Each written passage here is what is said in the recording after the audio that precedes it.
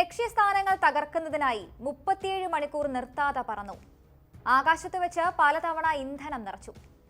റഡാറുകളുടെ കണ്ണിൽപ്പെടാതെ പറന്നെത്തി തകർത്തത് ഇറാൻ നിധി പോലെ കാത്ത 3 ആണവ കേന്ദ്രങ്ങൾ: ഫോർദോ, നദാൻസ്, ഇസ്ഫഹാൻ. ലോകത്ത് യുഎസിന്റെ കൈവശം മാത്രമുള്ള B2 ബോംബർ. 15 ടൺ ഭാരമുള്ള 2 ബങ്കർ ബസ്റ്റർ ബോംബുകൾ ഇതിന് വഹിക്കാൻ കഴിയും. ആയുധക്കരുത്തിലും പ്രതിരോധത്തിലും യുഎസിനെ മികവുറ്റതാക്കുന്നത് ഈ സവിശേഷതകൾ തന്നെയാണ്. ഇറാന്റെ ആണവ കേന്ദ്രങ്ങൾ തകർത്ത B2 ബോംബറിനെ ലോകം ഭയക്കുന്നുണ്ട്. ലോകത്തിന്റെ ഏത് കോണിലും ആക്രമണം നടത്താൻ യുഎസിന് സാധിക്കുന്ന സ്ട്രാറ്റജിക് ബോംബർ വിമാനമാണ് B2. നോർത്രോപ്പ് ഗ്രമ്മൻ എന്ന യുഎസ് ആയുധ നിർമ്മാതാക്കളാണ് ഈ സവിശേഷമായ യുദ്ധവിമാനം വികസിപ്പിച്ചത്. ഹെവി ബോംബർ എന്ന വിഭാഗത്തിൽപ്പെടുന്ന ഈ യുദ്ധവിമാനത്തിന് 18,000 കിലോ വരെ ഭാരമുള്ള ബോംബുകൾ വഹിക്കാനാകും. ഒറ്റ പറക്കലിൽ 18,500 കിലോമീറ്റർ ദൂരം വരെ ഇവയ്ക്ക് സഞ്ചരിക്കാൻ സാധിക്കും.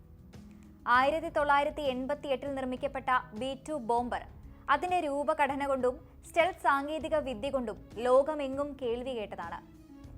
യുഎസ് വ്യോമസേനയുടെ പക്കൽ ആകെ 19 B2 ബോംബറുകളുണ്ട്.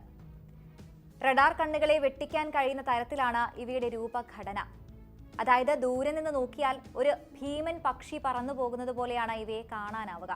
ഇതിനൊപ്പം റഡാർ ക്രോസ് സെക്ഷനിൽ ഇവയെ ചെറിയൊരു പക്ഷിയുടെ അത്രയെ കാണിക്കുകയുള്ളൂ. അതിനാൽ ഇവ വരുന്നതും പോകുന്നതും തിരിച്ചറിയാനായില്ല.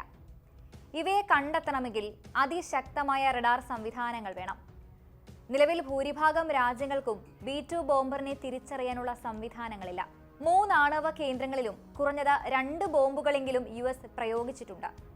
ഇതിനു പുറമെ ഫോർദോയിലേക്ക് യുഎസ് നാവികസേന മിസൈൽ ആക്രമണവും നടത്തിയെന്നാണ് റിപ്പോർട്ടുകൾ. യുഎസ് നാവികസേനയുടെ കപ്പലുകളിൽ നിന്ന് ഫോർദോ ആണവ കേന്ദ്രം ലക്ഷ്യമാക്കി 30 ടൊമഹോക്ക് ക്രൂയിസ് മിസൈലുകളാണ് വിക്ഷേപിച്ചത്. മിസോറിയിലെ വൈറ്റ്മാൻ വ്യോമ താവളത്തിൽ നിന്ന് 6 B2 സ്റ്റെൽത്ത് ബോംബറുകൾ ഗുവാമിലെ സൈനിക കേന്ദ്രത്തിലേക്ക് നീങ്ങിയതായി നേരത്തെ റിപ്പോർട്ടുകളുണ്ടായിരുന്നു. പൂർണ്ണമായി ഇന്ധനം നിറയ്ക്കാതെ അതിന് കഴിയുന്ന വിമാനങ്ങൾക്കൊപ്പമാണ് ഇവ പറന്നത്. ടെഹ്റാന്റെ ഏറ്റവും സുരക്ഷിതമായ ആണവ കേന്ദ്രമായി കണക്കാക്കപ്പെട്ടിരുന്ന അതീവ സുരക്ഷയുള്ള ഭൂഗർഭ കേന്ദ്രമായിരുന്നു ഫോർദോ.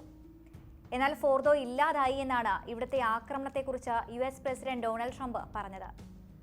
ഉടൻ സമാധാനം പുനഃസ്ഥാപിച്ചില്ല എങ്കിൽ ഇറാന് വീണ്ടും പ്രഹരമേൽക്കുമെന്ന മുന്നറിയിപ്പും ട്രംപ് നൽകി. ഇറാനിയൻ ആണവ കേന്ദ്രങ്ങൾ യുഎസ് ആക്രമിക്കുമോ എന്നത് സംബന്ധിച്ചുള്ള അഭ്യൂഹങ്ങൾ ദിവസങ്ങളോളം നിലനിന്നിരുന്നു. ഇതിനു പിന്നാലെയാണ് ഇന്ന് പുലർച്ചെ ആക്രമണത്തിന്റെ റിപ്പോർട്ടുകൾ പുറത്തുവന്നത്. ഇതിനെല്ലാം പിന്നാലെ ഇസ്രായേലിലേക്കുള്ള ഇറാന്റെ തിരിച്ചടിയാണ് ആശങ്കയിലാഴ്ത്തുന്നത്.